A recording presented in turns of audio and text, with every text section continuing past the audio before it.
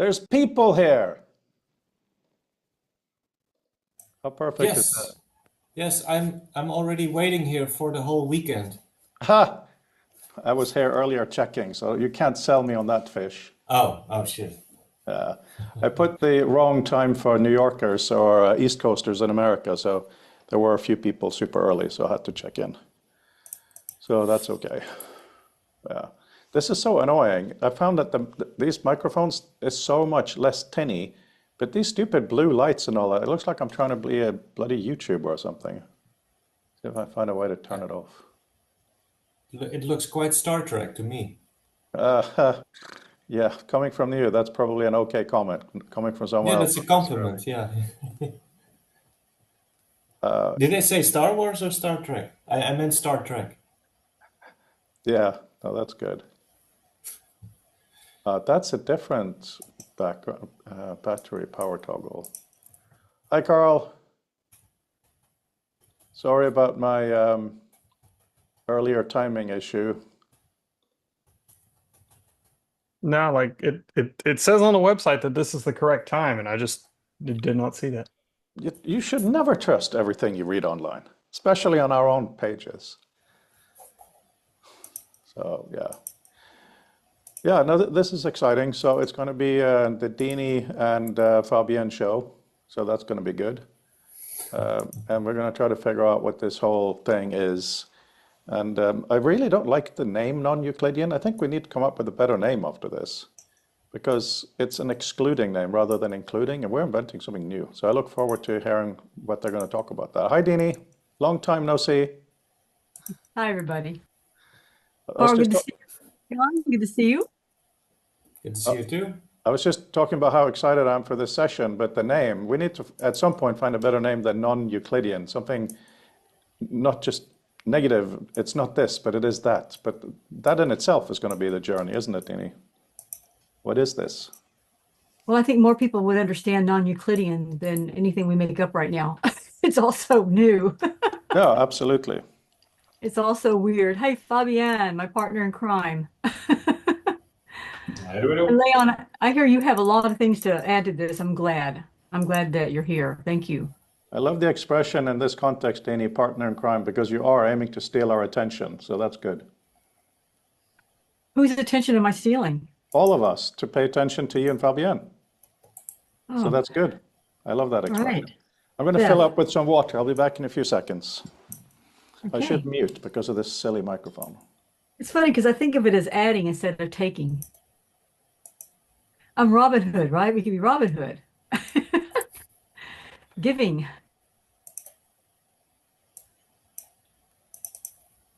Chris is here. Good morning, Chris. Rob, yay, Rob. Good to see you.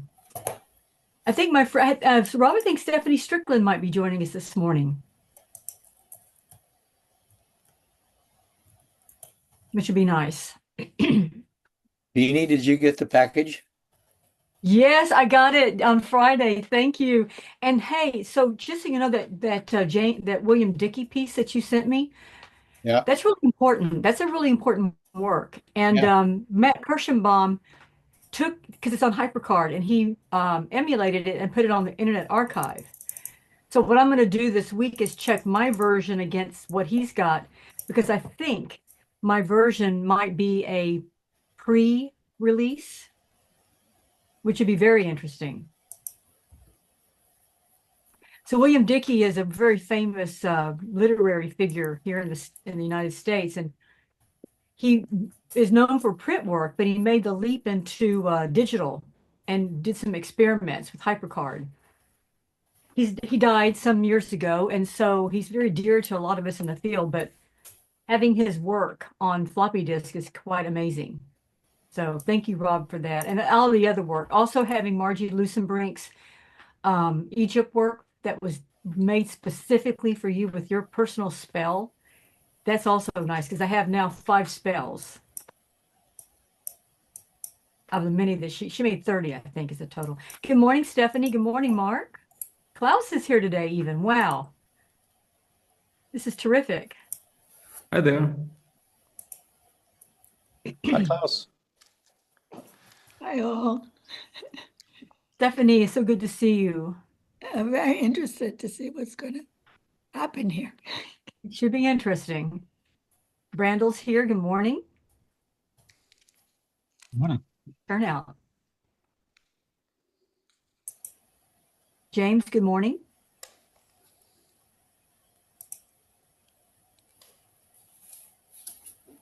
Jim is connected to audio. Very good. Good. So Frode, shall we get started? It's 8:33. Yes, I'll do a 10-second intro and then Dene will take over. And I just want to say I'm quite ridiculously excited for today. Dene and Fabien is going to literally open our minds. I've had some discussions with both of them on what this might be. Mostly I don't understand. And what better session could we have? So Dene, take it away. Hi, everybody. And Fabien and I have been working on this presentation for a little while. It was his idea, so I'm glad that he presented this as a possibility. All of you have been involved in the Future of Text Lab meetings on Mondays. As you know, we moved it to 8:30 in the morning so that Frode and I can have 30 minutes to kind of get ready for the week. But the other thing that I want to just mention is that we have organized the Future of Text meetings now in a specific way. Year 2 is part of the Sloan Foundation grant, so we're trying to do something a little bit different this semester, this year. And so some of the gatherings will be presentations like this one. Some will be very formal presentations where there'll be more people, and that one's coming up next week with Bob Horn. So you'll see that there's going to be an array of presentation styles during the next 12 months or so. Today, Fabien and I are talking about text in non-Euclidean space. And so it's one of the first theme presentations that we're giving this year. Next week will be the Bob Horn formal presentation on XR and hypertext mapping based on his 1989 book, Mapping Hypertext. This topic we're talking about today is very important to the XR project that Frode and I and the rest of the Future Text group is building. And that is this really great environment that allows people to read and author in XR space. And XR, by XR, we mean virtual reality, augmented reality, extended reality, right? And so for my own personal work, I've been working in virtual reality, virtual worlds for 30 years, reading and writing and performing in this space. And so I've come to this project with the notion that XR space is not required to follow the rules of the natural world, right? That's the premise I start with all my thinking about XR. But what does that mean? What does it mean not to follow the rules of the natural world? What are the principles of the natural world? What are they predicated on?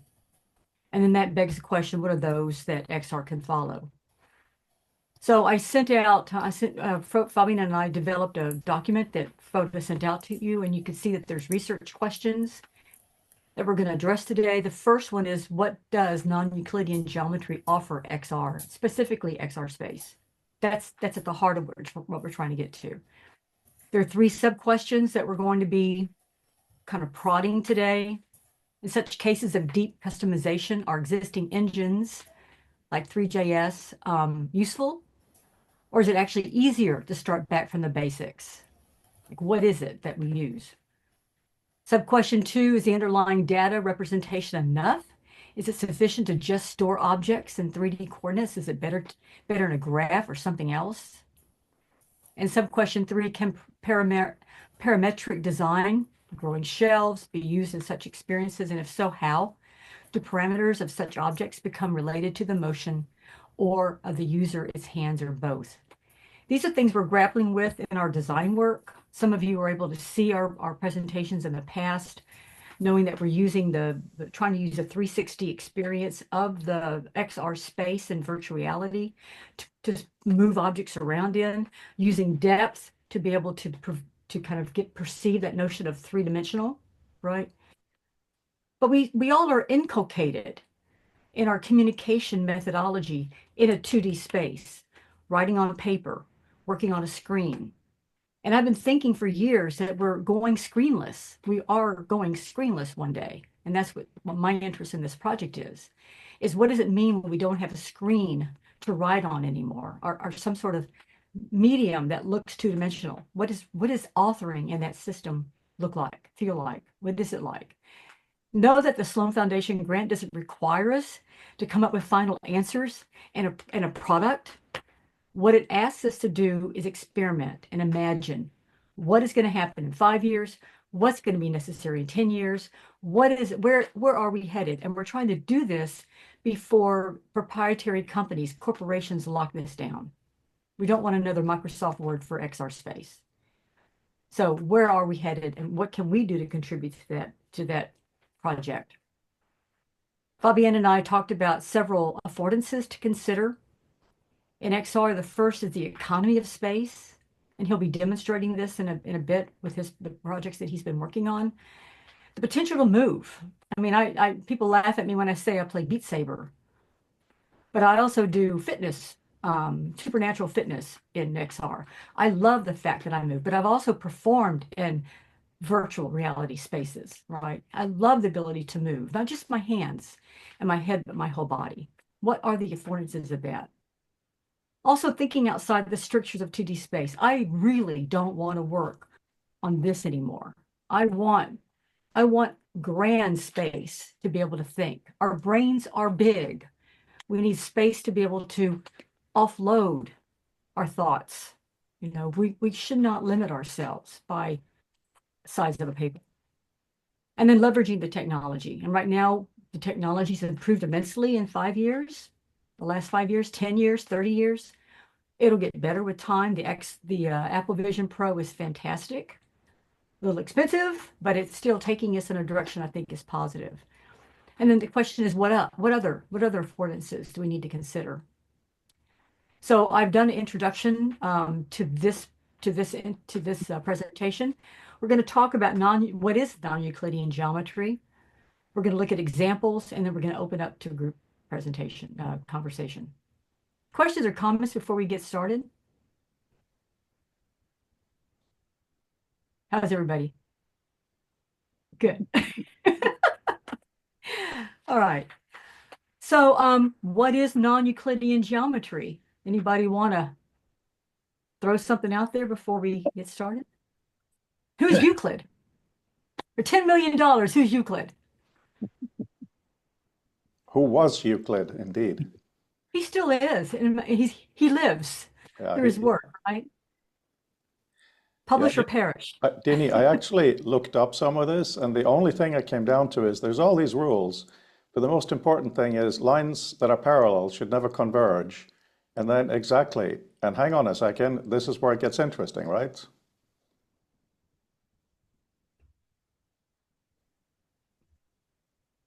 Did you want to show something? No. Why? Oh, okay, I thought you're gonna say something else. Yeah, so Euclid 300 BC, right, came up with 5 postulates. 4 of them are used in non-Euclidean geometry. And you know, the one that you mentioned, Frode, lines don't cross in Euclidean space. The other one that's important is that angles, right? You know, 180 degrees is the amount that they equal, right? We never go beyond that.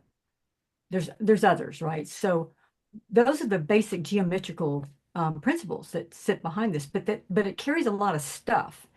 It tells us how we're going to function in this space. When we move into a space that's spherical, for example, lines cross, right? Lines do cross. It was in the 19th century that people began to think about what does it mean to go beyond Euclid's postulates. So rounded space is not necessarily tied to Euclidean geometry. Hyperbolic space, right? These are things that go outside the traditional flat surfaces. And Rob, your hand's up.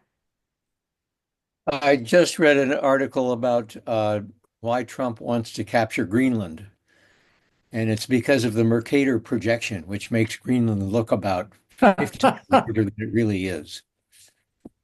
14 times. It's a 14-time distortion. 14 times. Okay. Much bigger. He wants big. I would say he thinks it's in North America, and so it needs to be ours instead of Canada's or anybody else's. Don't get me started on Trump this morning, please. That's another topic. So Yeah, so if we move beyond Euclidean geometry, then what does that mean? And why XR space? Why is it important for XR space? Do you want to say something about this, Leon? Because I know this is an area you're interested in. Well, yeah, maybe a little bit. I don't want to hijack the presentation, but yeah, what I find very interesting is that I think, at least for me, this whole the 2D web had suddenly some surprising non-Euclidean aspects to it. It was almost, to me, it was like I was really mind blown. I couldn't imagine that before I actually saw it. So maybe the same can happen. We can expect similar surprises from WebXR, because somehow we seem to stumble upon new ways of navigating, and it seems that non-Euclidean seems to be part of it, at least for the web, for the 2D web. Stephanie's hands up. I wanted to know if you've studied or how one would study impacts on the biology, which we have 3D biology, that's for sure. So, in what aspects of the human nervous system or musculature or other visual abilities will be impacted? That's just a question I have. Frode, is this something that your group is talking about in the Brain project that's happening in Southampton? I haven't heard any update there for a while, but I am eager to go down and chase things down, but not at all. But the thing is, I see us going forward with what we're building in the community as first being use the space, AR, very, put things, very, very clever, very important, very useful. And then this is kind of the opposite of it. So as far as I'm concerned, once this topic was brought up, I did some research, and there's hardly anything out there other than some mathematicians looking at cool things. So what you guys are presenting today is truly deeply groundbreaking, literally groundbreaking. Yeah, I didn't realize, but it is literally breaking the ground. So no, I don't have much to report what's happening here or elsewhere, and I look forward to hearing what you guys have to say, but I guess Brandel first. Yeah, I thought I can answer a little bit of your question, Stephanie. One of the important components of something like a non-Euclidean navigation is the idea of redirection. That when you have particularly a fully virtual environment, then you have the ability to redirect what gestures sort of mean in terms of retargeting hands from here to here or other things. And one of the most interesting things that comes out of research in that regard is that it doesn't matter what that redirection consists of, as long as it's consistent, and as long as people can be able to make consistent predictions about what kind of action, what kind of outcomes their actions are going to have. That pertains to Euclidean space, but it also has implications for non-Euclidean navigation and other things like that. So as long as particularly the locality, like like in a local sort of context, what you do remains consistent with what outcome there is, then in a sort of the long run of things, it basically doesn't matter that we don't need to live in reality in a Euclidean context. It's just that we have. And so as long as you can provide consistent sort of feedback mechanisms for people to be able to kind of make assessments of what their actions are going to do and then have them pay off in regular modes, then it's pretty survivable. Steffi's hands up. I just want to make sure, are you sort of saying that you're put into a sort of 3D navigation bubble, and some software of some kind will remap what you do to the number of dimensions you happen to be accessing at that time, so that the human biology doesn't actually relearn dimensionality? Yeah. And I mean, dimensionality sort of in abstract is not X, Y, Z. It's what are sort of mutually distinct avenues of evaluation. So, for example, we talk about in virtual reality and other things, the idea that we have 6 degrees of freedom, where you move in X and in Y and in Z. You also have the tilt in X and Y and Z.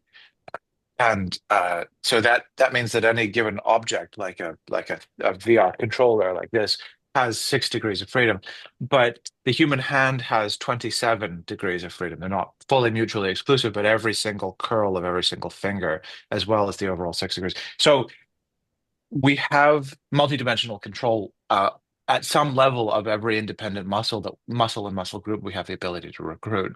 And so as long as we have the ability to consistently map those back to a set of actions, they don't have to be the actions that we traditionally and typically expect to have within the context of our world, as long as we have the ability to do that. So it could be that it's locally three-dimensional and that those 3 dimensions happen not to be Euclidean, or you can have a higher order of dimension, for example, where color is a dimension that you have some kind of spatial navigational control over. So yeah, I think hopefully I'm not misleading anybody or saying things that are inconsistent with what other people have found within that research. But yeah, it's my understanding that if and when you have a consistent mechanism of feedback and that becomes adequately predictable, it largely doesn't matter what those mechanisms of feedback are. People learn how to use them, and hilarity ensues. I will jump in here and say that what's interesting is if you go back and look at something like J. David Bolter's book, Writing Space, he talks about how hypertext is going to change our way of thinking in terms of our communicating and writing. That book came out in the early 90s, 91. And he's right. I mean, we think differently today than we did 30 years ago. My students think differently today than we did 30 years ago. They write differently. I can't even write anymore. There's no penmanship anymore. The idea of it's gone. I mean, I'm used to typing everything. And I can imagine, and we've talked about this a lot in the past in this group, when we start to use gestures and voice, there's a lot more using that a lot more. A lot of the things we think of in terms of even keyboarding is going to change. So yeah, it's going to really change the way we think, without a doubt. But what does that mean? Peter, you have your hands up. You're muted, my friend. Yes, I've got that book. That's a good book. Yeah, I wanted to highly recommend. There we are. Yeah, the green screen software had disappearing. One little problem there. You'd think that they'd adjust the software to be able to recognize when someone's holding up a book and not screen it out. But anyhow, Curtis Hickman wrote this wonderful book called Hyperreality: The Art of Designing Impossible Experiences. And Curtis was a magician who got involved with a virtual reality startup called The Void. And a lot of what he did was playing games with dimensions using redirected walking and a whole set of other techniques that are in here. So this book has a set of principles from the world of magic and magicians and psychology, all tied together with how you play with dimensions and scale. So one of the things they found was that it's possible to create the illusion that you're walking down a ramp if you show a person in VR that he's walking down a ramp and you put a multiplier on his forward movement in the world. So it will be as if you're being carried forward partially by gravity as you're walking, and it seems to be easier to be going down slope. Whereas if you're walking up slope, what the system will do is artificially stretch the size of the world so that your forward movement doesn't cause as much in-world movement as you're perceiving your leg muscles to have to be engaged in.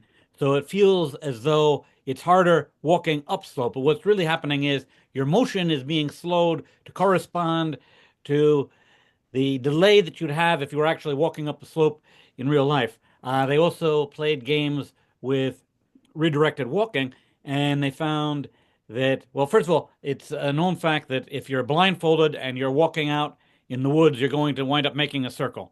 Some studies showed that if you present people with the appearance of walking in a straight corridor, but what you're really doing is you're pivoting the walls, the straight walls of the corridor inside the VR simulation, and they're given a 22-meter radius circle to be walking in. They'll be walking in a circle, and their perception will be that they're walking in a straight line.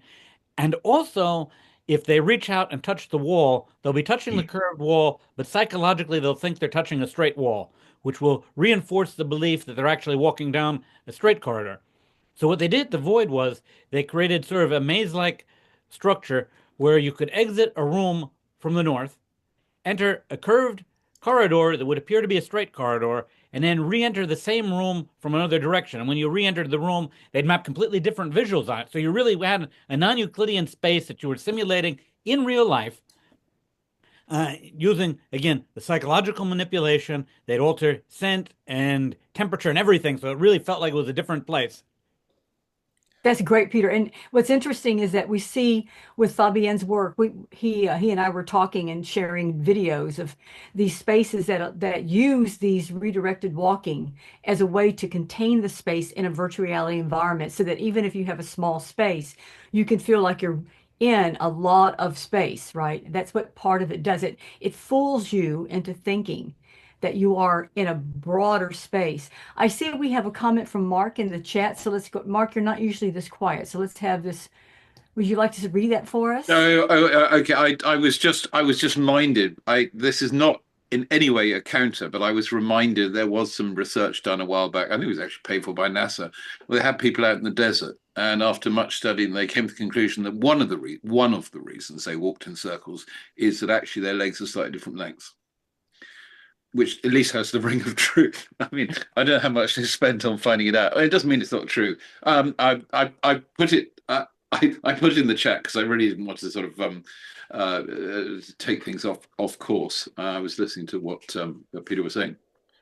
We need to move on to the Fabien Dene presentation, but I'm afraid you pushed me to a tiny little comment there, guys, and that is children below the age of about 5 really shouldn't do VR too much because they need to learn the world, right? And I had one experience with my son Edgar a few years ago, worth recollecting. It's really brief. He was doing a Tetris type of thing, and he was too close to a door rather, so he hit the door. And then I told him while he was still in, and then he did it again, and he saw, oh, it's in the door. Meaning that even at that age, he understood the difference between his physical reality and the visual reality, but it merges. So our plasticity is amazing. So I look forward to Dene and Fabien now helping us explore how we can further push our plasticity to view in many more dimensions than before. Over to you, Dene. Yeah, actually, what I'm really enjoying is this conversation. The whole point of this is to open this up and have a talk. So please don't feel like you have to. I'm not making a slideshow. I made no slideshow, and Fabien has some demos, but we're not doing a formal, academic presentation here. But I do want to mention one more thing, and that is when I was doing my postdoc back in the early 2000s at the University of Plymouth, I was studying Aboriginal song lines. At the same time, my sister had bought a cattle station in Australia, so I had the chance to visit out there and see a lot of the art and hear a lot of the singing and the poetry that was happening in northern Australia. And one thing that I found fascinating as someone who loves poetry is the fact that the song lines are built on a 2/2 rhythm, right?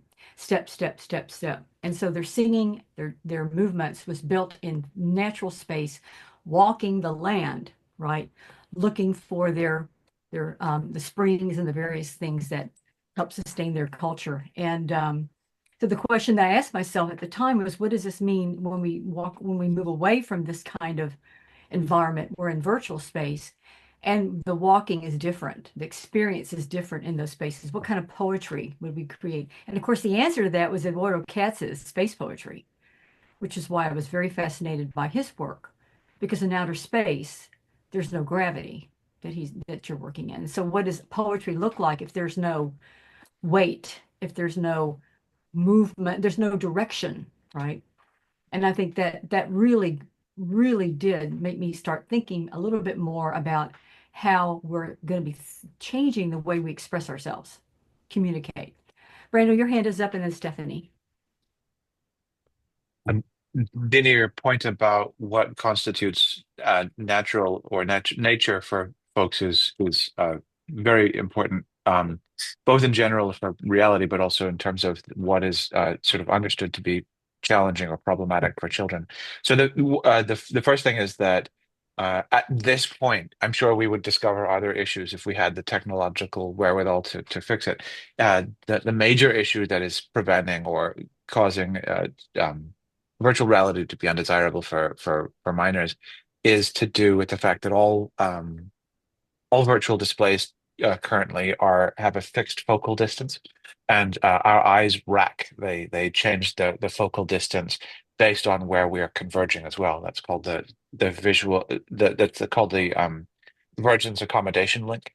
And virtual displays, all of them at this point that are available for sale, um, uh, with this fixed focus distance means that you can't re-rack your eyes to change your focus. And if children aren't careful, then they can lose that hard link. So as we mature, we develop this largely involuntary and very consistent thing to the extent that we have the ability to refocus our eyes. And if children are subjected to too much virtual reality, then that ceases to be something that they have the same kind of relationship with. That's not to say that we wouldn't discover other. The solution to that is to be able to refocus an image and have it such that it converges, that accommodation matches convergence such that it's sort of at the appropriate focal distance.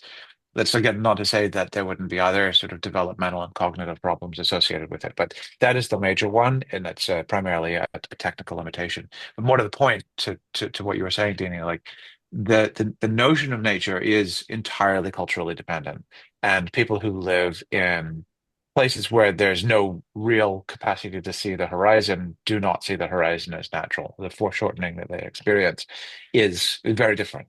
And so, yeah, the kinds of things that we expect poetry and music and things to be made out of are entirely kind of locally dependent on what we find ourselves in and the kind of inputs and mechanisms that we experience. And yeah, it's an important point to look at continuing into the future in terms of what people think their environment comprises. So, Yeah, thank you, Stephanie. I just want to say about Eduardo Katz's reading in space. If we're going to continue to have, it's based on the idea we continue to have alphabetic communications, maybe not, but not on a flat surface. But then you have to completely redesign the letters so that no matter where you approach them from, above or below or to the side or whatever, at any angle, you're still able to read that letter or that sign as that one, and the rules of combination, since they all sort of float around. And how do you get them binding together, or how do you have alphabetic reading or communication until you've dealt with that problem, poetry or not? I think that guys in space still rely on clipboards that they can write on and communicate with, as well as audio. Yeah, it's funny, and as I was watching at the time that he was presenting space poetry, I think it was 2016 at the conference, at the Yellow Conference in Victoria, right? That was when he did his first poem in space. And at the same time, I think the Arrival short story came out. And if you saw the movie, it was based on this short story. But if you don't know it, it's a story about aliens who arrive on Earth, and their language is three-dimensional. And so they bring a linguist in to come and try to translate and interpret and understand their language. And when she realizes the language is three-dimensional, then she's able to kind of crack the code, right? And understand why they're here and what they're trying to say to us. And it's a very wonderful story, but it captures that idea that when our space changes, our language changes. If our language changes, then our brains change. It just goes together. And I mentioned this to our group before, but I grew up on thousands of acres of flat Texas pasture land. The only bump in the land was cow patties. And I was allowed as a child, I can't even imagine doing this to my children today, to roam freely at the age of 7, 8, 9, 10, without anybody telling me that I couldn't move, and I could just see forever. nothing breaking my vision of the horizon, which meant for me that everything was possible. Anywhere was possible to go and do. Nothing was limiting me. And that stayed with me. And as an adult, it's become problematic because I don't like limitations. I Yeah, don't like. well, and this idea that you want to experience a very broad space. But if you're talking about someone in a space capsule, you're very grateful for the limitation of the capsule. Yeah. But Katz was doing this when I did the Techno Poetry Festival, and he had letters that did that back when he was working in Brazil. The whole idea of how you would read or reread in that case, how the meaning could change, as opposed to the job of how do you nail down a meaning, which you really might need to do in terms of running a spaceship or something, right? It's fine for poetry. It might not be great for engineering instructions, or it's a different problem. Yeah, and my husband he grew up in Asheville where there was mountains all around him. He's very aware of strictures, right? And so we're very different people. We think very differently, and we recognize those differences. But I do think we are children of our geography. But that begs the question, if we're three-dimensional beings living in a three-dimensional space, then why in the hell are we so tied to two-dimensional communication? And what can three-dimensional communication do for us? What can it allow? Well, we're back to orality, right? Yeah, but and the ideas that Ong talked about, huh? You might need an extra dimension. You may not need every dimension of space and mind focused on just the problem of decoding, right? I mean, it's helpful to have less. I'm wondering, well, I've said enough right now. Let's go ahead, other people. Yeah, Fabien, I saw your hand, which is great. I really look forward to what you have to say. I just wanted to point out something that Ted Nelson has been hammering into my head for quite a long time, and that is text hasn't been mostly two-dimensional. You will normally be reading any books on the table. You could put text on the walls and all of that. It's two-dimensional in the little bits of paragraphs, of course, and maybe a page. But other than if you now are on an iPad or a computer screen, you have text all over the place. So that's kind of been a scrunching down. So even if we keep text flat for a little bit, it doesn't have to be. And for a lot of the time, it hasn't been. Anyway, Fabien, over to you. Thanks. Yeah, I briefly mentioned it in the chat, but for example, for text specifically here, when we were in VR, a lot of times we like draw the normal world around us, like a tree and whatnot. Which is fine, but what we tend to forget is how quickly we can have virtual tools around us. Like I have my desk here and I have a bunch of stuff around me, like the obvious notebook and pen and whatnot, but my desk is limited. Whereas if I'm in VR or just like a normal 2D or 3D video games, I can have an unlimited inventory. And in that inventory, I can have virtual looking glass, I can have a virtual long view, I can have any kind of tool that helped me to do this, but I can also have a virtual augmented reality glasses in my VR environment, which is actually, ironically enough, or maybe counterintuitively enough, it's much easier to do perfect AR glasses in VR.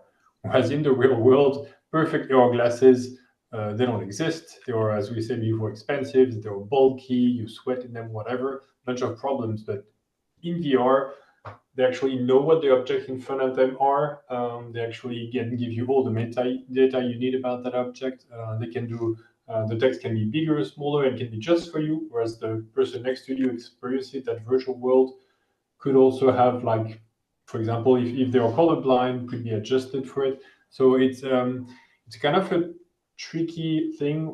We tend to design with all the habits and affordance of the quote-unquote real world when we do it in VR, but we don't have to stay there, to stick limited there. Like the virtual world can look normal, but all the tools in order to support whatever we need, again, in terms of like size of the fonts or anything crazier than this, can be, at least in principle, much cheaper and more reliable than, for example, accessibility in the quote-unquote real world.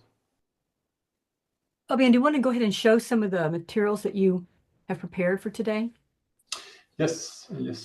So let me know, please, if you can. Appreciate the conversation. I don't know the answers to these questions. I think it's great to hear from all of you, and thank you for for engaging. Can you see it? Mm-hmm. So it's not a slide; it's a single one, and I'll briefly go through it. And it's my perspective on the topic, on how it can be touched on, with a couple of examples. And one of the first thing also that was briefly mentioned before is most of us, I mean, we all basically live in Euclidean space. We have this little flat plane there, and it looks as we've done math basically in high school, like 3-dimension, and they are flat. The dimensions are flat, and it's funny because I discussed with a friend this weekend, and she was asking me like, okay, but what's the point of even having this discussion? Which prompted me or forced me to backtrack. But wait, like, is the world around us actually Euclidean or non-Euclidean? Whereas I experience it on my daily life when I put my pen back on my desk as Euclidean, but I live in meso dimension, just like human-sized dimension. But if it was infinitely small or large, like space-time curvature kind of thing, I'm not a physicist, but it's not so obvious that the world is Euclidean. So I think it begs for interesting question. For more literary way to experience it, the way I see it is like Alice descending down the rabbit hole, where everything starts to change the shape and how she interacts with the world, and gives new problems, but also new possibilities. So I find it as a way to going down the rabbit hole to be actually a quite good fit for this kind of exploration. A lot of examples that were actually listed or mentioned before are here. So maybe if you manage to go through the article, on Nature, some of the experiments, as mentioned also before, by mathematicians, and honestly probably for mathematicians too, but I think again for most of us it is interesting to dig into this. And not exactly redirected walking, but there is, I think it's called, not Elite Dangerous, actually I forgot. I'll put the link after, but games where basically you end up crawling on the floor. And what's funny is if you go through that door, the green door there in VR, either crawling through this or just standing there, and you look on your left, you're not going to see that empty room, or mostly empty. You're going to see something different. So basically, a bit like also Brandel showed in the demo he shared last week, when you look, whatever you see is coherent, but whenever you look away from it, it might have changed. So the shape of the world itself changes. So that's one of the examples I would argue in terms of, okay, but what's even the point of the discussion beside the pleasure of discovering, or beside epistemology, if you're into physics, how can it impact my life if I manage documents or text in XR? I think these kind of games are interesting because they show that for the fun of it, you can reshape the space virtually, while still, again, it is something that a non-gamer, somebody who doesn't really care about playing in VR, you don't have to learn how the game works. You play it and it makes sense. You just move your body through space, and yet you have the room keeps on growing basically, while being coherent intellectually, I would argue. So I recommend trying this kind of games. Also, I did not manage, if you check through the webcam, but I bought some crochet, and there are interesting research on crocheting, because you keep on building basically your grid, but your grid is going to be reshaped by how many knots basically you do, and then you can do surfaces like this, which are 2D, become 3D just by how many knots you do. So I think it's interesting to do the virtual thing, playing in VR for sure, to experience kind of non-Euclidean space, but also in a more tangible fashion, how to get an intuition to build those structures. It was also briefly mentioned before, but games where you change, for example, gravity, or so this one also, I'm blanking on all the names. Well, I apologize for all the creators, but I'll put them in the chat after with all the links. And it's a fun game, actually, but it's been too long since I played it. But here, you're going to turn space around. So you're going to basically, can I do this here? You're going to rotate the entire world around you. And physics is going to still apply. I think it's Manifold Garden, actually, now that yeah, and I really warmly recommend it. It's arguably still Euclidean in the sense that the space doesn't change. It's still, everything is still blocky, basically. But gravity, or where the space, the orientation of the whole world changes and has impact. And I think, again, if we take the analogy of Alice down the rabbit hole, as you go down, you get surprised, at least shocked.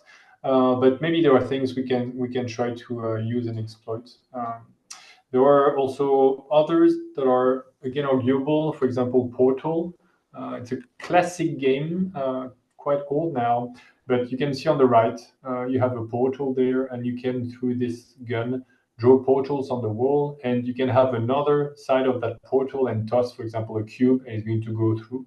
So you carve out virtual space in 3D and change it. So it's still, the space itself, as you can see, those lines, it is still Euclidean. But as soon as you insert teleportation, arguably, I mean, you change the topology of space, at least. And it makes some very interesting behavior. I actually did this. I did a little demo, I want to say 6 months ago, where the blue part in front of you is a teleporter. So if you look at it and you pinch, you're going to teleport there, just like in Portal, basically. But you can also grab it. You can grab the teleporter and put it somewhere else, and then you can clone it and put it somewhere else, and you can basically have a ladder of teleportation. So you can have quite strange behaviors. Here, it's again Euclidean, and also in the work here, memory is tricky for me today, by Leon.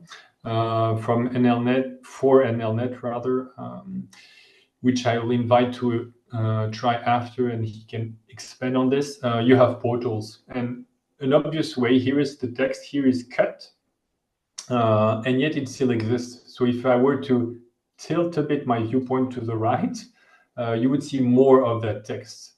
So it looks here like it's a bug, basically, but it's not, it's by design. So you're able to change how much information basically you can display through this kind of things. Another game I can recommend is Viewfinder. Here, still Euclidean again, because you can see those straight lines, but you have a photo camera. You take a screenshot basically of the world, and then you can 3D print in real time kind of that world back. And it leads to a lot of really strange situation, really fun game. I recommend it, but it's really mind bending. And to step back a bit from all this, I think this is kind of what it asks, begs the question is what is actually Euclidean and non-Euclidean? So the shortcut basically, and it's my way to simplify, which is not technically correct, but basically Euclidean is daily life, like human scale geometry.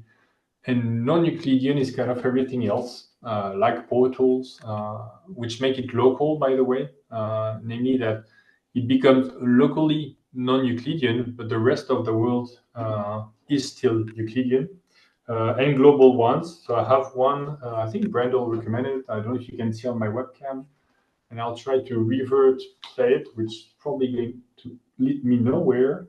But I think you can see me moving through it. Yeah, I'll put videos for this. I cannot play this. Non-Euclidean space reverse is not a good play style. But yes, it begs the kind of question of beyond non-Euclidean space, like teleporting and thus topology breaking, which surprisingly, if you've played games with teleporters, you still can find back your way. Like somehow the human mind is flexible enough to go through a bunch of teleporters and still find the way back. It's really surprising. And physical changes, for example, changing gravity. I mentioned it, the direction of it in a manifold garden, but higher or lower gravity, like you can toss this ball of fabric, and then it could go back slower, and that could be here in my room, and not be the case, for example, if I if I go through the door, for example, and changing scale. One room with a certain scale, and objects become smaller and or bigger, just like Alice. So again, this, I'm not sure if that would be Euclidean or non-Euclidean, because it's dynamic. But I think what all that also begs, hence the little diagram, the Venn diagram here, is which one of those are compatible, which one are useful also, because for example, in Hyperbolica, the game I was showing on the console just before and now, everything there, it's a properly, let's say, non-Euclidean space, and it's hyperbolic, and you get used to it, but it's kind of still strange. So which one are useful? Do you want it just local or global? Do you want to blend with others? Kind of non-Euclidean or different kind of space. And again, like, what's the point of the whole discussion here is what are the benefits? Or can we still become familiar with it? Like Hyperbolica is kind of intuiting me that maybe not, maybe it's only if it's local. And so, yeah, what are the costs? The lack of familiarity, the lack of engine support, and what are the actual benefits? Like, can we actually grow things to such an extent that they're always graspable through hand tracking, for example? As things would grow further, they would become smaller or bigger, like changing those shapes, or is it just too mind-bending for daily use? Again, my bet here, my intuition is if we keep on using it, though, then, and there is benefit, we would grow quite efficient at it. But that's just my intuition. And then, especially for the developer here in the room, it's how to actually do this. So, for example, Leon here, for his work there, did use the stencil buffer, which is a classic for portals. How do we show or not show objects based on where they are, and shaders in order to eventually, for example, redraw everything. And then the different question mentioned before. And a quick trip I had in Paris a couple of months ago also was quite interesting in terms of the typical illusions, including some in like life scale. So it's kind of a reminder. I put it here as a reminder that all this might sound a little bit crazy, and the different projections and whatnot, and yet we as humanity have been playing with those perspectives for quite a while now, hundreds of years, and I think it's quite interesting, but can be put to good use. Hence the question today.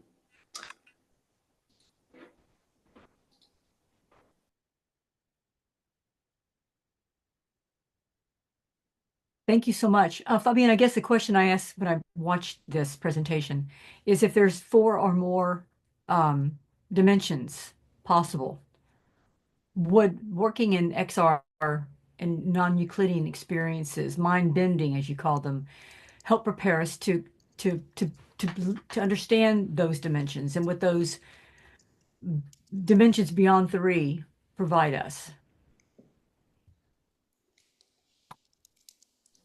And what do we net by working in this environment?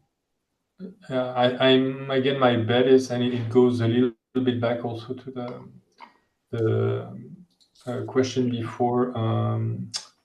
I think we can do so much with interaction. When we bind through our environment, through the interactions, then it becomes, and I don't like the word, but I don't have a better way to say it, natural. So if we need to play with more dimensions, we need to actually play with them, like juggle with them or whatnot. And then that can become more natural or intuitive, at least. is it worth the trade-off? Again, I haven't played enough with it to actually say. At the very least, it's again expanding, and I think, for example, if you're a mathematician or a physicist, I have no doubt it's useful. If you go buy grocery at the corner shop, I don't know. And if you have a library as you do behind you and you need to organize all this, I'm saying like my intuition is because we need to actually consider the underlying structure, for example, topology or the graph, how the different books are connected. My intuition would be it would be useful because those are, for example, the reference between books or more than three-dimensional. So I think so. But it's an adventure I think we'll have to undertake together and to figure out. Let me just respond to that and we'll go to Frode. If indeed we're going to be traveling in space, I mean, today we saw that the mission was scrapped, right? The one for Bezos. But if indeed we start moving into space, then we will have to grapple with strange environments, right? Which is what I think XR prepares us for. Things that go outside of our normal everyday experience. And so I think from my personal gut feeling is that it prepares us for another world, right? Whether that happens or not. Frodo's hands is up. I agree, Dene, and I was going to make a joke about he'll have to choose a different Amazon delivery day for his rocket. But yeah, no, you're absolutely right. I mean, as I think I mentioned to some of you before, I feel the fact that XR and AI are happening at the same time is really, really interesting because I think that we will need XR to get a grip, quite literally, on AI. If we just deal with AI through Siri and things like that, it's seriously lacking how we can deal with it. But we've been dealing with multidimensionality translations already. There's a great little story, probably apocryphal, of Picasso being confronted by someone who says, "Why do you paint people so weird? That's not real life." And you say, "Oh, are you married?" "Yes." "Do you have a picture of your wife?" "Yes." "Can I have a look?" So the guy takes out a little picture of his wife and says, "Wow, she's really small and flat." Right? The joke is, we know how to read that. It's a compression. It's all these things are happening. So going forward to expand into different things, it's very close to our nature. You know, a baby doesn't know the length of its arm. That's why it flaps it about. So the kind of flapping about we're going to be doing now is going to be really, really interesting. And I do accept Stephanie's concerns about how it might be damaging over time. It might very well be. So we do have to have some safeguards, but I also do think it is crucial for the future of our species that we need to learn to see in different ways, interact in different ways. So I'm so extremely grateful for this dialogue today. Brandel, please.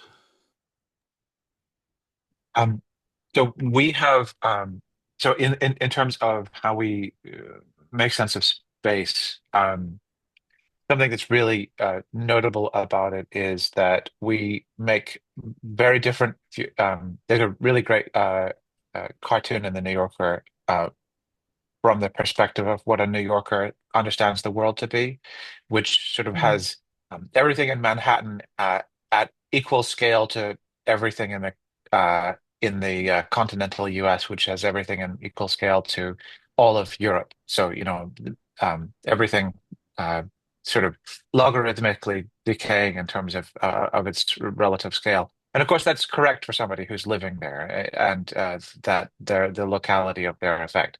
But at a core biological level, we actually have pretty good evidence that we sort of understand things that are technically within reach as being manifestly differently mapped to things that are beyond reach. One of the things that's really interesting about that is that notion of how things are, so that we have sort of grid cells writ large that encode for things that are within reach at a level that if it's not one-to-one, then it may have a much more sort of pre-cached notion of, you know, what you do to get what you want.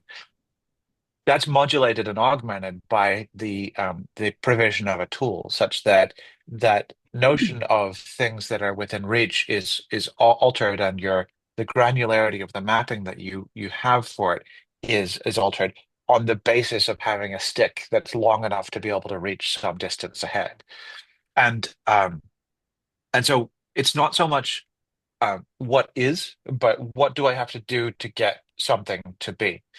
In a more concrete sense, something that I wanted to raise is um, some folks I sort of mentor and tutor at work um, have been playing with making use of higher dimensional spaces in order to be able to solve the simultaneous equations for uh, the resonance of a certain kind of circuit.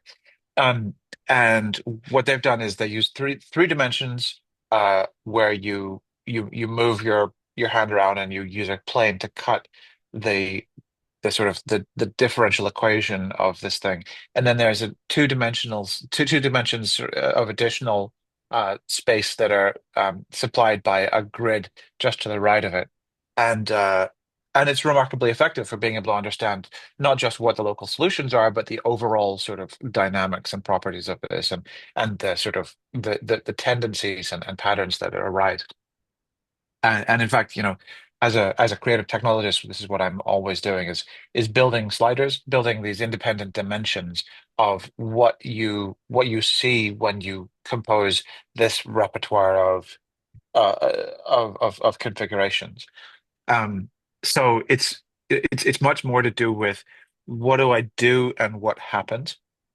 And yeah, musical instruments are, another really excellent sort of evidence of sort of multidimensional navigation that I think are fantastic reference points for being able to understand what we can get out of reconceiving of space per se in the future with these devices.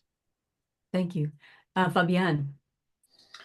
Yes, on the potential negative consequence, for example, being lost if it's too mind-blowing, my bet there is first we can keep the weirdness interactive, so having a slider there, for example, namely we don't have to be, it doesn't have to be on and off. We can have again like locally non-Euclidean, like the whole world is Euclidean except part of it. I mean, virtual world. And also, I would tend to think that like you can have decompression chamber, or basically when I do scuba diving, when I go back to the surface, I have don't know the word in English, but palier, or I basically stay close to the top. I have a certain ascent speed. I don't go faster than this because otherwise it's dangerous. And I think if we do this here in VR, we can do the same. One very basic example is I organize little tours in VR to explain VR. So I made a 3D world where a couple of people could come with me, like less than 8, if I remember correctly. And I was showing them like what's the VR headset in VR. Again, you're like in 3D, you go through the world and we virtually walk together and chat over voice. So I did that a couple of times. And what I did is I made it at the foot of a mountain, and then we were climbing up and up.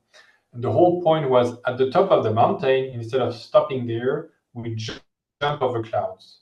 Because it's not something you normally do in real life. I don't think it's possible to do this.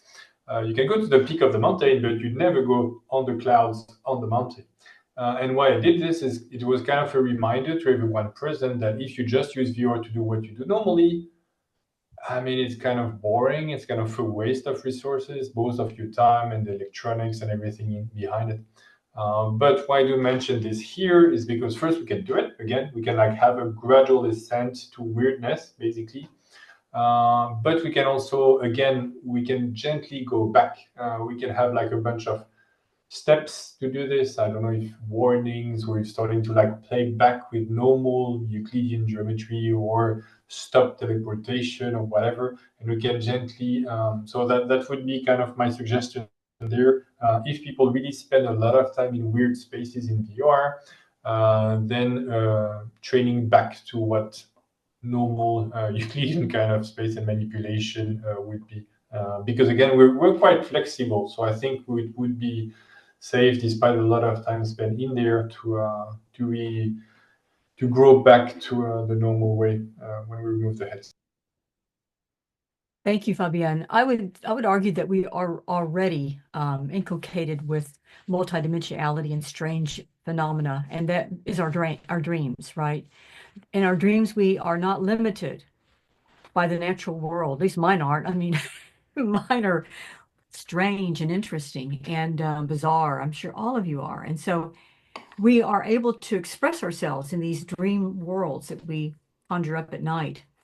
And I just finished reading a book called The Midnight Library, really great book in which a woman re-experiences her life through different junctures where you make a decision and you do something else. She goes back and tries something else, and then she arrives back to where she was. And so this idea that that the multidimensional non-Euclidean world exists outside of what we experience every day isn't right. We're doing it.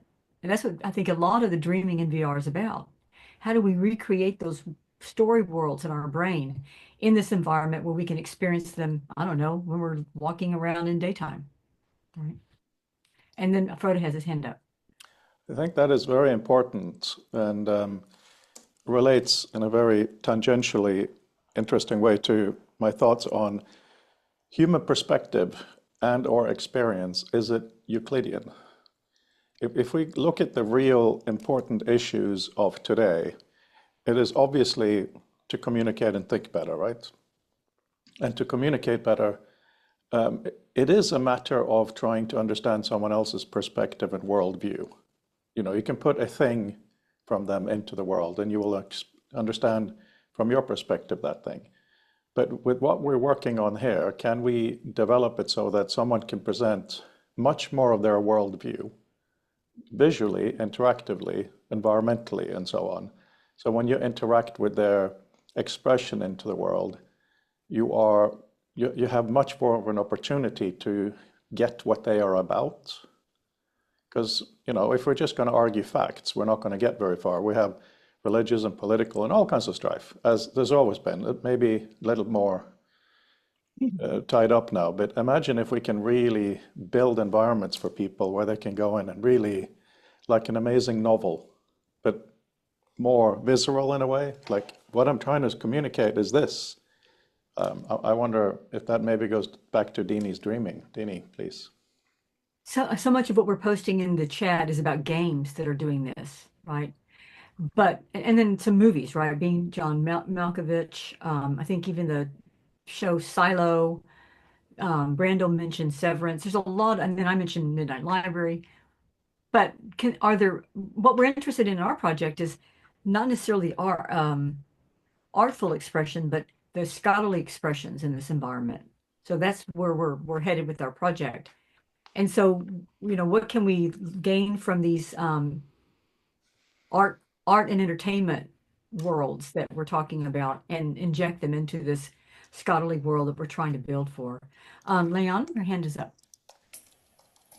Yeah, I think these are really good points. I also like the fact that you mentioned the word dreaming, because I think what I like to sort of add to the game is that I think there's also perhaps a difference between dreamlike, non-explicit navigation in these new non-Euclidean worlds. And on the other side, there's also very explicit, very conscious decision-based navigation going on. So, for example, like a portal in a game is very explicit. What you see there, it should really symbolize something like, oh yeah, I need to go there because of this or that, some logical meaning. But if I read a book, or when I listen to a DJ mix where there's now new records coming, I don't know what will come. I don't know what the writer of the book will write in the upcoming paragraph. It could be something completely at a different location. The music world or the song could be completely different atmosphere. So I think these are two very different types of, I guess, wandering or navigating. Maybe one is more dreaming and wandering, and the other is more navigating. And I think both are very valuable. And Yeah, I think that's very very interesting. I think Frode was maybe touching on the, you know, really the explicit communication kind of variant there. But yeah, I find it very interesting that this non-Euclidean navigation can be sort of passive or active, actually. I was reminded of Doug Rushkoff's article that he published years ago about LSD and hallucination and VR, right? Came out in I want to say the 90s, maybe late 80s, early 90s. So already thinking about how the mind is bended by drugs and how that was so similar to the experiences he was having in VR. So these kind of what we call uh, outside forces causing us to think this way, as opposed to dreaming, which comes more natural. So instead of taking drugs, dreaming is more natural. I see a lot of chatter in the chat here about hypertext. Mark says our talk of the plasticity of spaces takes me back to watch keeping at the sea in total dark, no moon. The VR AR was done in your head, no headset required. I love that. Reflecting on this from 40 years distance, I'm reminded that after some immersive training, one could easily step in and out of such emotive work and thought. That's wonderful. Frode, your hand is up. I just wanted to ask Klaus what I've already asked in the text, but he's paying too much attention to us, which is great, so he hasn't read it. Klaus, from your perspective, spatial hypertext and XR in non-Euclidean space map down on exciting things. I know you got thoughts on this. I would just love to hear some of them, if you don't mind. I'm carefully listening to what you're all saying, and I find it very interesting. In fact, I took a couple of notes and a couple of thoughts.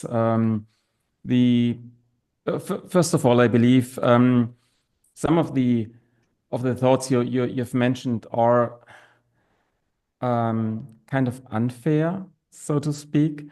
So, for example, if you consider 2C space and you have these parallel lines which never cross, basically, and then you basically wrap this 2D space and give it a third dimension where the lines suddenly cross somewhere. This is bringing up another dimension which is not meant by Euclid, I believe, because then you have a Euclidean 3D space, so to speak, and you could add another dimension. You could add another dimension. You always can break this to some respect. In fact, there's another thought I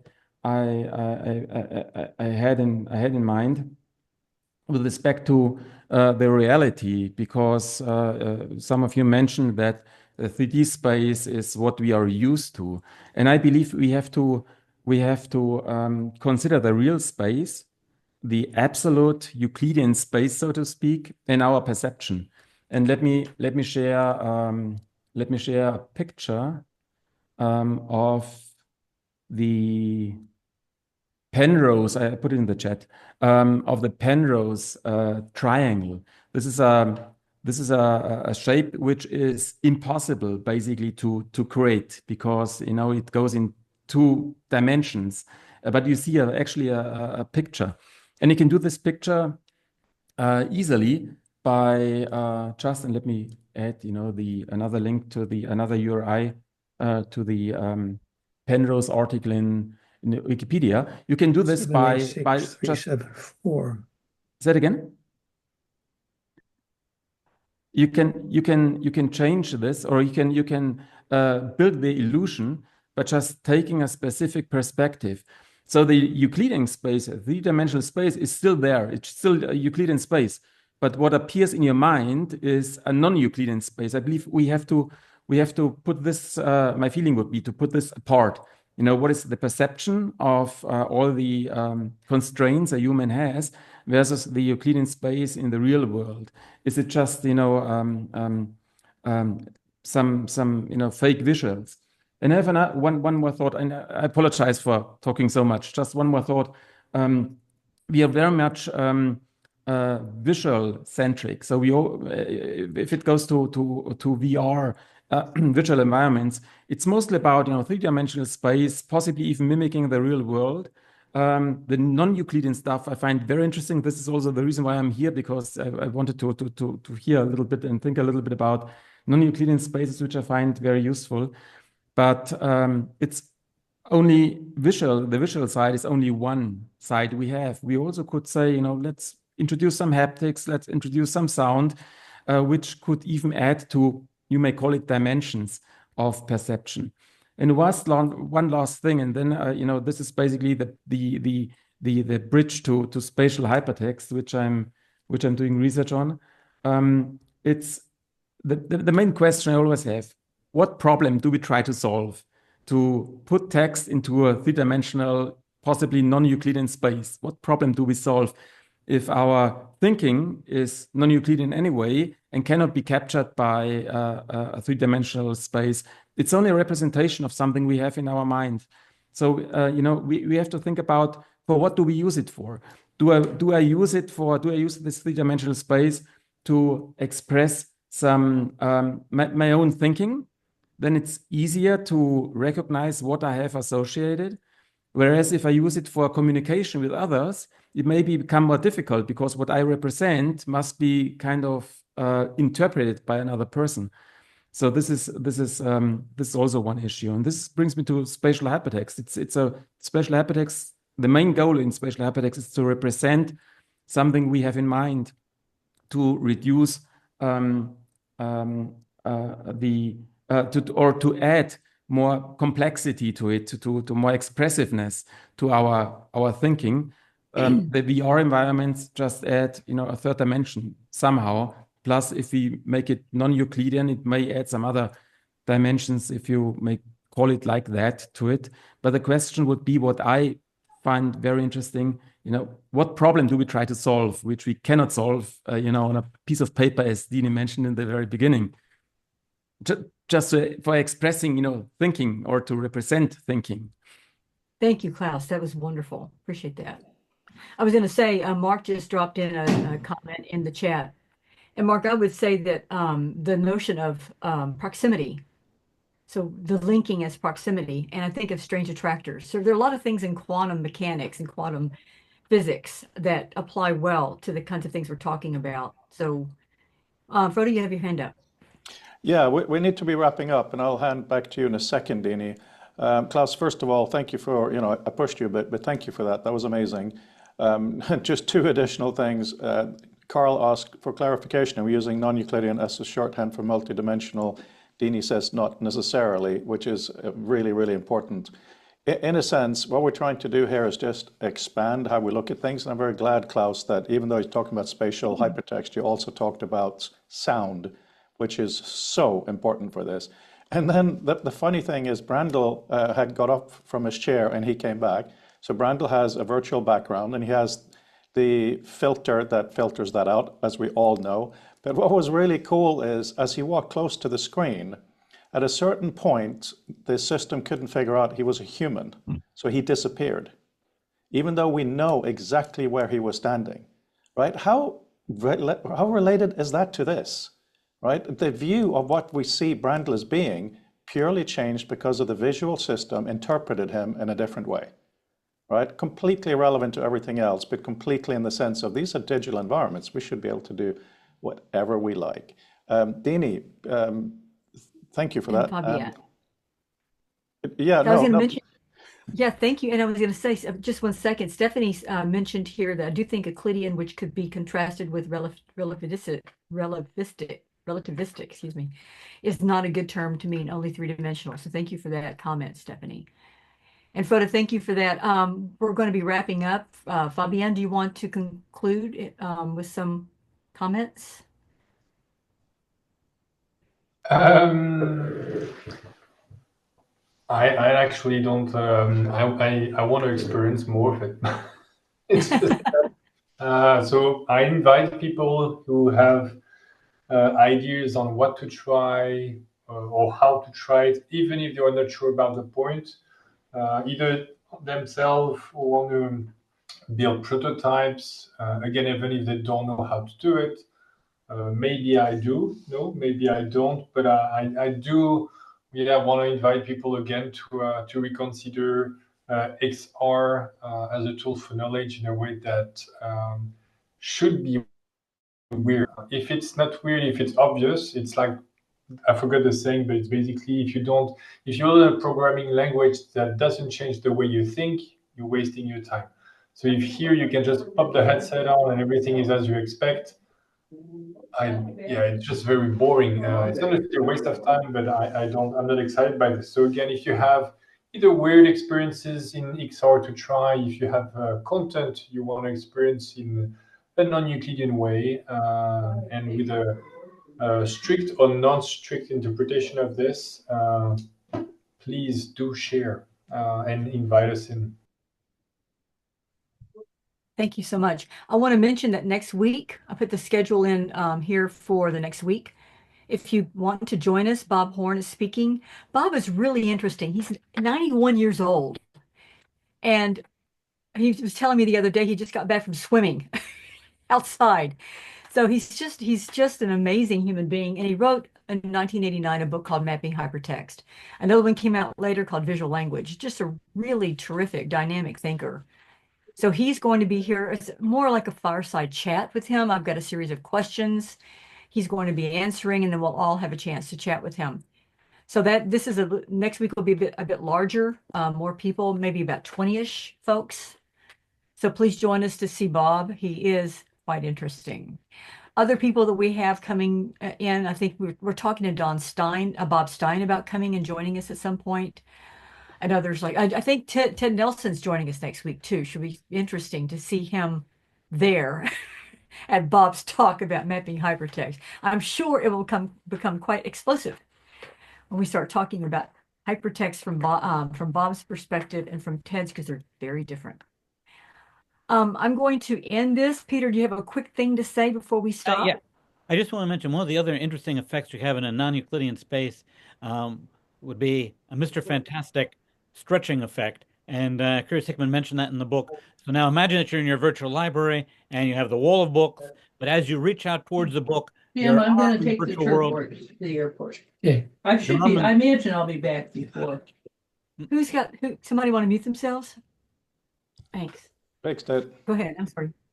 Okay, so you could imagine that you're in the virtual library, and as you reach out towards the bookcase, your arm could just continue to stretch until you were able to actually reach the particular book that you wanted to grab and then retrieve it. So you could play with all sorts of interesting things there. Also, you can have multiple people in the space seeing different things, which you can't have in the real world. And that opens a lot of possibilities too. One person could be looking at the text. Another person could see the text with color-coded highlighting to indicate, whether or not it was emotionally positive or emotionally negative for sentiment analysis, whereas the other person wouldn't be looking at that. So we could have different layers of filters on top of the same text that several people in the experience are looking at. So the base text would be the same, but how it's highlighted and accentuated could be different for each participant. Those are some things we could be playing with.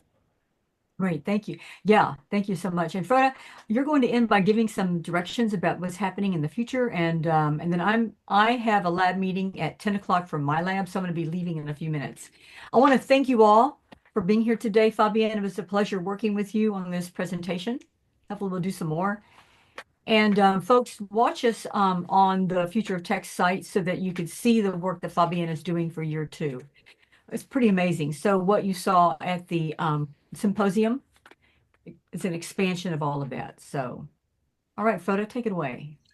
Yeah, thank you, Dene. Yeah, I just want to sell a little bit to you guys before we go. I'm so grateful for the community, of course, for so long. And we tend to have the book, we tend to have the symposium, but the Monday calls are actually freaking amazing. They vary so much about what comes up. So what we've decided to do this year is to be a little bit more organized around themes and presentations. So if you go to the futuretextlab.info webpage, on the schedule page, you can actually click on a link. Your virtual assistant.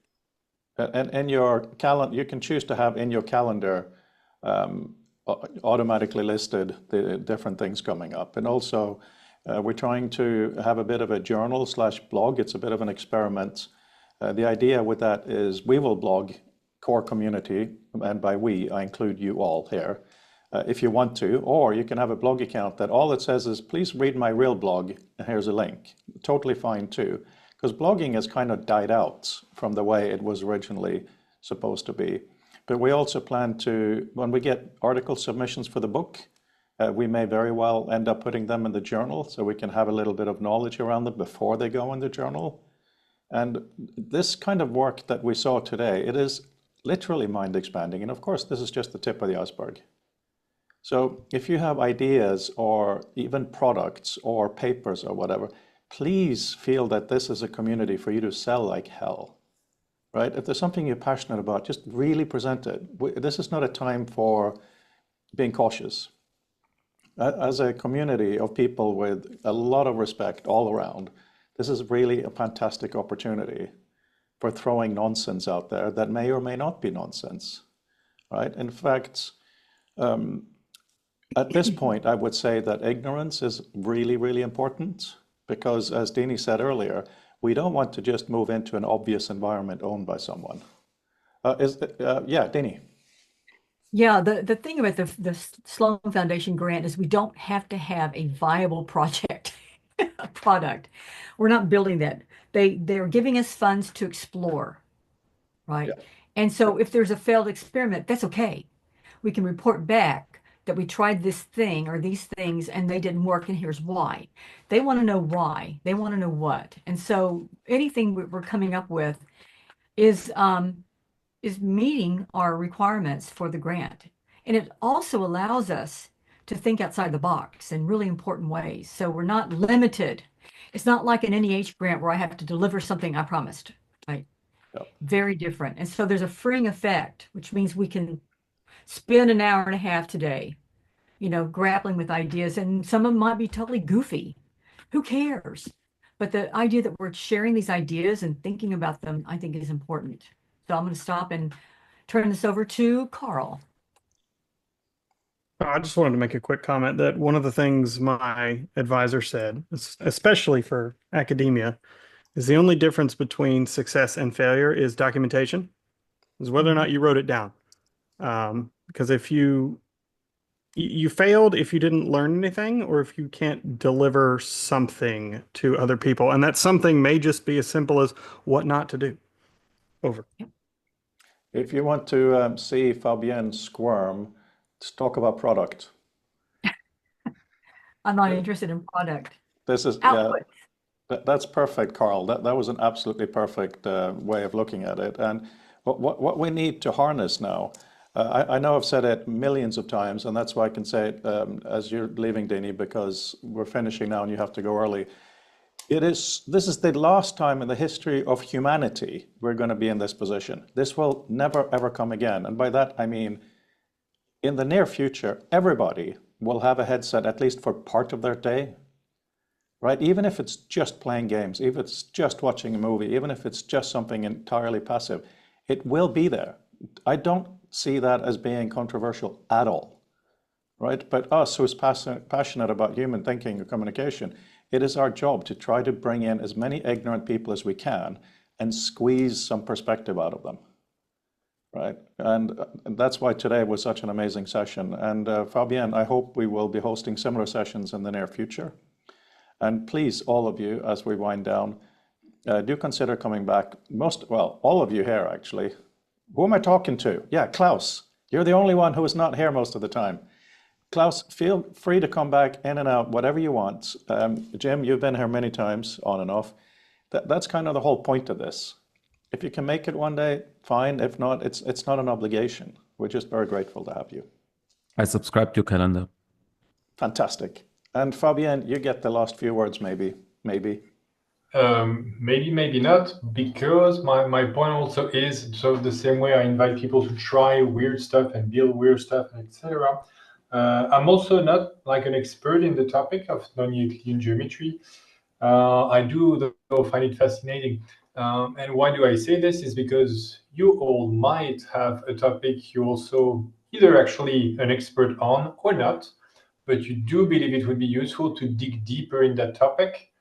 And then please don't be shy. And even if you don't know how to present it, we can help. We can at the very least try together to somehow go through the weeds and find out if it's actually interesting, if we can discuss about it. So please, if you have a topic that related to, of course, XR knowledge and how we can maybe dive into that topic, and you want to lead it, or you don't want to lead it, you want to just provide material, that is also fine. But I find it that quite often when we do have a topic, even if we veer through different strange pathways, it leads to quality conversations. So please do suggest by email, or whatever mean you want, or you prefer, an idea, a topic, yourself presenting, and we'll find a way to make it happen. Thank you. You didn't get the last word, Fabien, because I strongly agree with that, but I have to add two things. I'm so sorry, everyone. First of all, Karl's update, please click on that link and have a look. It's really, really cool. It's exactly what we're talking about. From an outsider's perspective, there's some boxes in space, and that's supposed to be typing, and that looks really weird, and we all know it's a lot more than that. But it goes into different ways of treating your space, right? It's really, really important. And even though ignorance is so important, I'm sure all of us here feels that when we talk about this kind of stuff to our friends, they don't have any clue what we're talking about whatsoever. Right? Thinking about this, and I've been hosting the Future of Text now for slightly longer than I'd like to admit. It's extremely lonely most of the time. So to have your here and the wider community is amazing.